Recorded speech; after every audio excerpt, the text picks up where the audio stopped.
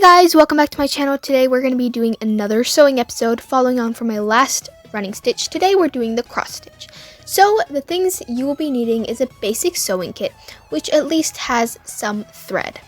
So you can use any thread you like. I would pretty much use at least medium, which is this size thread, or thick thread. I'm going to be using thick thread just because in case anything goes wrong, I still have the supportive thread. So this is the thread that I'm going to be using. I think it contrasts very well, but if you're using a color that's very dark, then you can use the light beige one. Whichever color you like, you could use that. But if you want to make a camouflage, you can use that as well. It really doesn't matter. As long as you have a little bit of fabric with you and some thread and a needle, and you will definitely need a scissor, so keep that with you as well. That's all you need, basically all you need. So get the thread, get the fabric, get the scissor, and get the needle, and you can start sewing. Now, going on to the needle, be very careful with the needle because I'm not going to be teaching you how to keep the needle safe. You have to be careful with that and choose a good environment. So here I'm showing you the different combinations you can have. Anyway, now I've chosen a needle that is pretty medium in length. So this is the thread that I'm using. Then moving on to the needle that I'm using, and then the fabric that I'm using. So now with the fabric, let's start sewing. And oh, don't forget the scissor. Don't forget the scissor. You definitely need the scissor. So to keep all those with you, and then we can start sewing. So get your fabric with you. Your fabric. And then take your needle and thread. So take your thread and needle. If you don't know how to thread your needle, then you can learn that from my other, sewing videos. But for now, we have it threaded, so we can start sewing. So take a corner, put your needle in, just push to the other side, and then you've got it secured. So the knot will keep it secured, and if you haven't learned how to do the knot yet, you can follow from my other videos. Now that we've got the knot in, we want to find the exact diagonal area from the area that we put it in. So I found that this would be pretty diagonal, and I think this would be okay. So now we've got the first diagonal line. We're going to keep doing that, and we're going to get it right opposite to the last line that we put in. So following on from the last dot that we put in, we're going to make a diagonal from there. So it's kind of like the middle of the line that we created. So from the middle of the line that we created, we're going to do another line. So again, it's diagonal. It's a cross stitch. So we're basically making a cross. So we have two straight lines which create a diagonal or a cross or whatever you can call it. So now we have one end through. This might take longer, but you can take your time and you can just follow along with the pace that you have. You just put it diagonally through. If this is your first time, you can try and kind of, first draw out the areas that you want to, sew. But I'm just here to show you how to do it if you already know, but this is also for a beginner. So you can try to challenge yourself and just try to do that. Now we've got the cross. Looks a little bit like an X. Well, you could also say it's an X, but it doesn't matter. Now we're going to try to do the same one more time. So we're going to do 3 of these types of stitches. This is the bad side, so you can choose which side you want to use. I just want to use the lighter side because the thread would show up much better.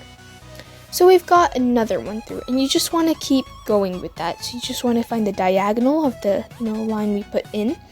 And once you find the diagonal, you can just pull it through and you've got another line. You again find the diagonal of that line, and then you put it through and you find, you can try again, it's okay. Sometimes it happens, and especially because of the fabric that I'm using, it's a little hard to find and put it through. So you can keep trying and make sure the needle does not go through the thread and doesn't create a loop, or you're going to create some other stitch and you don't want that. So now we've got 2 cross stitches. It's very simple. Once you've learned it, you can easily follow along. Now let's try one more, and then let's try one with a different size. So you can also see that on the other side we've got a cross, which is really impressive because that's the bad side. So normally there shouldn't be, but we did. Wow. Okay, so now let's try one more. And it really doesn't have to be on a straight line or anything. You can do that if you want to challenge yourself, but it really doesn't have to be if you're a beginner. If you're an advanced, you can try and challenge yourself, and you can maybe try to do the cross stitch with some other techniques. But, you know, it's very good to stay on to the basics, especially if you're an advanced and you're trying to practice this stitch over and over again because you forgot it. That pretty much does happen. And you can just keep practicing. Sometimes the line does not come exactly diagonal, and that's okay because you can keep practicing. So now that we've got it diagonal, we can just pull it through, and then we can create the exact same diagonal on the other side of the line. And again, make sure that the thread does not go through the loop because that would create something way different that we don't want. So now we have the third cross stitch. So we have 3 cross stitches now. So they're all fairly the same size. They're not very even and they're not very good. This is for a demonstration for a beginner, an advanced, and an intermediate, so anyone can follow. Now let's try making a big cross stitch. So obviously I have enough thread left, so I can make this. And if you don't have some thread, then make sure to go and thread your needle before you start off with this because you're going to make it as big as you can. So I'm just going to make it that big. It's again the same rule. There's nothing, this stitch doesn't change depending on size. It changes depending on like the way you put it in. So it's not anything to do with the size. The way you do it is still the same. The size does not matter. Does not matter if it's a small size or it's a big size stitch, but it's just about the stitch itself. So you can do it in whatever size you like, but I prefer the small ones because they look more, eye-catching and they look more vibrant. When it's big, there's too much space between each stitch, so it looks a little weird, but any stitch is fine and any size is fine. It all depends on you. Now let's make a small stitch right next to the big stitch, so that's just we can compare. I'm trying to make a plus sign so that we can kind of like see how it would be if it's a plus, but we can keep experimenting and we can keep going, but we have already 4 cross stitches, which is really good. So now we've got a plus, but when we turn it around, it's again a cross stitch. A plus and a cross stitch, a plus and a cross stitch. Okay, so here you could say it's a plus, but I love the fact about the cross stitches that they look like pluses, but they also look like a cross stitch. They also look like a cross, which is really cool. So after all, I think this turned out pretty good. I hope you really enjoyed it. Oh, but wait, don't forget to tie the knot. Tying the knot is very important because then you'll lose all your work. I like to leave lots of space between the thread because in case the threading or what I did or the cross stitches get lost, it's easier for me because I can't move them around, then I can just use the thread that I have to move them around. Or you can put it at the very, very end, which also secures it much better, which I feel like it does. So I'm going to try and do one at the very end. I would prefer to do a double knot because they just hold them really good together.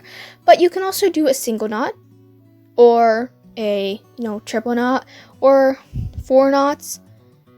Whatever you like. So everything depends on you. You can change up whatever I say to fit it like in your way. You can clearly see that on this messy side, it looks really messy because, that's the side I chose to do as the messy side. So I've tied the knot and I've tied one close to the very end. And this is the other knot I tied.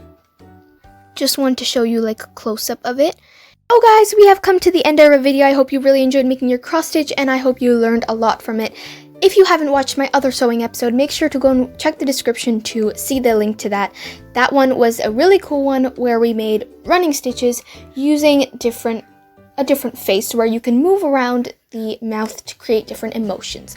It is really cool because this face is made out of only running stitches, which is amazing. Now, if you really enjoyed this video, make sure to go and give it a big thumbs up and make sure to subscribe to my channel if you haven't already yet, and I'll see you in the next video. Bye!